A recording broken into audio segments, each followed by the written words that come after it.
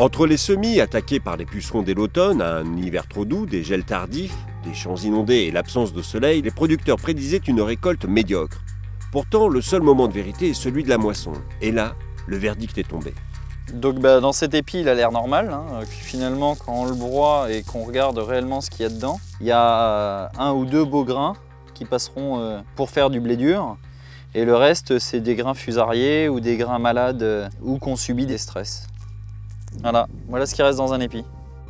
Le bilan que nous avions prédit en tant qu'agriculteurs que la récolte allait être mauvaise, finalement c'est confirmé, quoi. Et aujourd'hui on se retrouve avec des blés qui ont ni rendement ni qualité. On fait suite déjà à 3 années de prix relativement bas au niveau des céréales. Cette année, on va combiner à la fois des rendements bas et des prix bas. Donc clairement pour les agriculteurs, pour les céréaliers, ça va être une année qui sera très difficile. Toutes les productions, quelles qu'elles soient, ont été touchées par les problèmes climatiques, des orges de printemps au blé tendre, au blé dur, au pois. Donc toutes les productions sont touchées, et ce qui fait qu'on doit s'adapter du début de la récolte jusqu'à la fin de la récolte.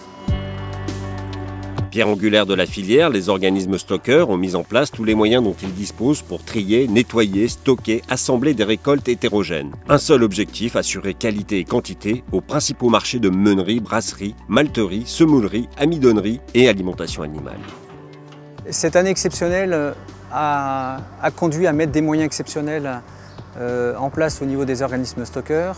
Donc déjà des analyses plus poussées à réception de façon à bien catégoriser la récolte de cette année. Ça nous permet après, en lien avec les industriels, de répondre au maximum à leurs besoins, de façon à utiliser les outils de tri que l'on a dans les silos qui vont correspondre à ce qu'on attend, que ce soit un calibreur, un séparateur et pourquoi pas un trieur optique dans certains cas.